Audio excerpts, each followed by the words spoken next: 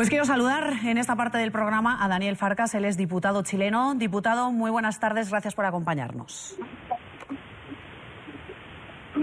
Tenéis razón. Hola, diputado, muy buenas tardes, ¿nos escucha? ¿Aló? ¿Nos escucha?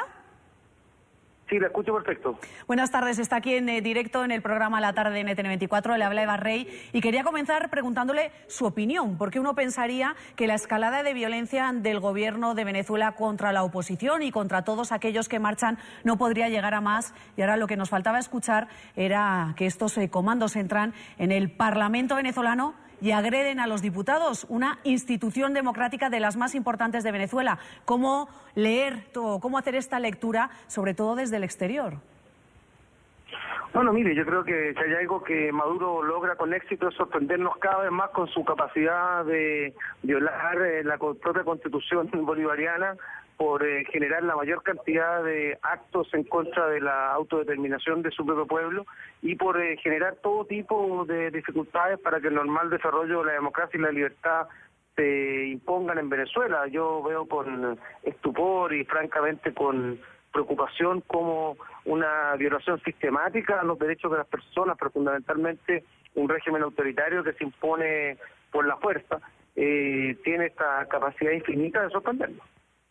Las imágenes las estamos viendo en estos momentos que nos llegan, son bastante duras, de parlamentarios, de diputados, además sangrando. Se habla de que uno estaría en estado grave. Preguntarle cómo las fuerzas de seguridad bolivarianas, aquellas que están cuidando el Parlamento, se despistan, digámoslo entre comillas, y dejan entrar a estos comandos. Sin embargo, pasado un tiempo sí logran expulsarlos. ¿Significa esto que cuando entraron es porque los dejaron entrar? Bueno, pareciera ser de que hay una complicidad ya bastante sistemática y también permanente entre las fuerzas de seguridad que no cumplen con su rol y no cumplen con su deber. Y por desgracia esto ya lo hemos visto en nuestras experiencias donde han ocurrido hechos similares, y eso tiene que ver con un régimen que no cree en la democracia, que no entiende lo que es la libertad de las personas y que hace mucho tiempo se alejó de aquellos valores que dice o dijo en algún momento representar. Mire, para los que conocemos lo que fue una dictadura como la chilena, lamentablemente cada vez Maduro está más cerca de Pinochet. Es decir, que estamos hablando ya de un tránsito a la inconstitucionalidad. Bueno, cuando hay un poder del Estado como el legislativo que se ve absolutamente impedido de realizar sus funciones, cuando ya esto pasa a las agresiones físicas y con riesgo incluso ya de la integridad de las personas, claramente estamos en un estado distinto de la situación, pero hay que recordar que Maduro ha venido realizando una acción sistemática en contra de la democracia y por imponer su sistema y sus manías y diferentes formas de atentar contra la democracia. Y yo lo que más temo y obviamente lo que más me preocupa es que esto desate en hechos aún más violentos. Y lo que más me preocupa, para serle franco, es que haya personas, incluso diputados aquí en el hemiciclo chileno, que aún defiendan a Maduro diciendo que es un régimen democrático. Eso es lo que más nos avergüenza, nos preocupa, y obviamente ahí será también un motivo de escrutinio en las próximas elecciones nuestras, de entender de que no es posible agachar la cabeza frente a lo que ocurre en nuestro barrio, particularmente en Latinoamérica, con respecto a los derechos humanos. Sobre eso le quería preguntar, porque ayer, después de que el tema del día fuera todo lo que había pasado con la fiscal de Venezuela, hablábamos con Tuto Quiroga, él es el expresidente de Bolivia, y decía efectivamente lo mismo, hacía una crítica muy grande a todo ese silencio de la comunidad internacional, pero más concretamente a la comunidad latina, que finalmente es quien es vecina de Venezuela. ¿Chile también está callado?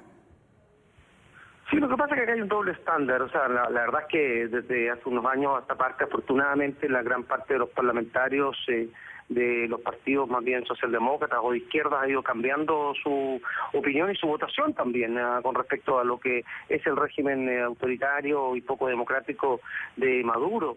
Pero por desgracia todavía en nuestra propia coalición de gobierno existen diputados del Partido Comunista que defienden a Maduro, y eso es francamente inaceptable, y más aún cuando la candidatura del mundo progresista nuestra está con un candidato muy potente que es Alejandro Guillé, que obviamente tiene, por desgracia, a personas que en su comando juegan un rol importante y que defienden a Maduro. Por lo tanto, eso es absolutamente inaceptable, se aleja de cualquier canon democrático y tiene que ir con un doble estándar que lamentablemente el Partido Comunista no tiene acostumbrado, pero que evidentemente en Chile esto no debería volver a verse nunca más.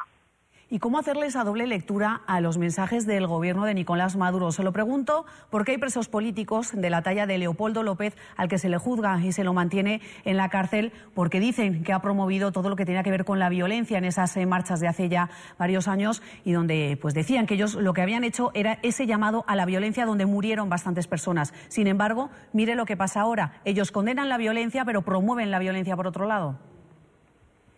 No, lo de Leopoldo López es francamente inaceptable, sometido a un régimen carcelario claramente hostil y obviamente sin ninguna posibilidad de tener una situación donde existe un legítimo juicio.